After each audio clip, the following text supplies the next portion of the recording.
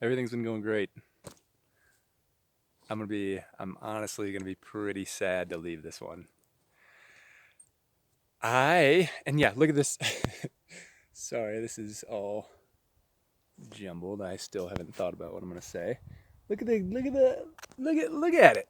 This doesn't seem like something I'd see in West Texas, but there's a lot of stuff that this park has to offer.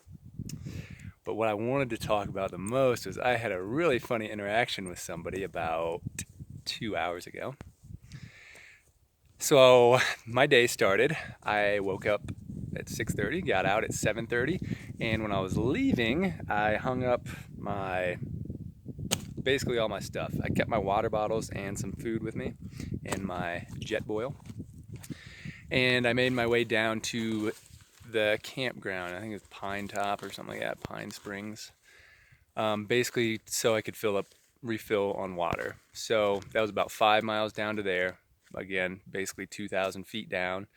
And so I filled up, used the restroom so I didn't have to dig holes, and ate some mashed potatoes and a beef teriyaki stick. And I got rehydrated, filled up all my bottles, have like 150 ounces for basically a day and a half, which is perfect.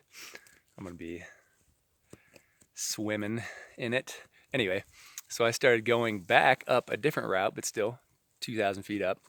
And in comparison to a couple other ones I did, this one was a little easier. But so I start going, and then before I go, I see this guy getting ready, and he's got like a nice water bladder on, and he's all like strapped, and he was pretty fit. He was probably like 30 pounds heavier than me, but he looked like he was in good shape. So I start going, and then I stop to like read a little sign there at the beginning, and he like jogs past me.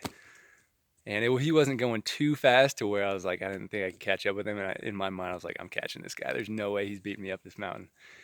Because there were no other routes. It was just one way up.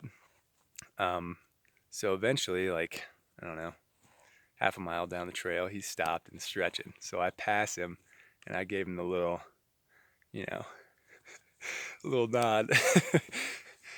He didn't know we were competing, but in my mind, I was like, there's no way this guy is passing me again.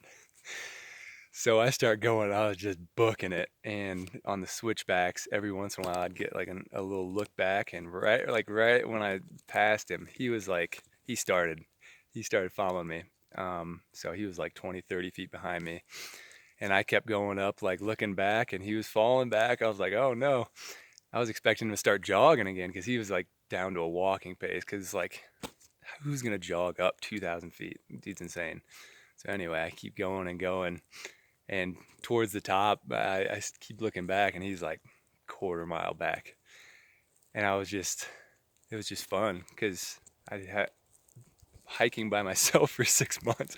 I haven't got to compete with anybody, even if it wasn't an actual race. I was still winning in my mind, so it was fun competing with him in my own head. So that was super fun to do, and score one for the skinny guys. I beat him up. And yeah, so then at the top, I got all my stuff back down out of the tree and repacked my bag, and I got all my water with me, and it's just nice and quiet. It's supposed to be super windy, but hopefully I can find a nice little nestled spot like this right here. I'm actually going 2 more miles than I planned because I'm feeling good today. Um, yeah. And then I'll leave me like 11 miles tomorrow, and I'll get out before they lock the gate on me. I'm fairly certain. So, yeah, like I said at the beginning, it's gonna be sad. This one was fun. I enjoyed it a lot. And it's crazy that this is still part of the Guadalupe Mountains, where Carlsbad had the Guadalupe Mountains, but these are just way better here. Definitely recommend this one.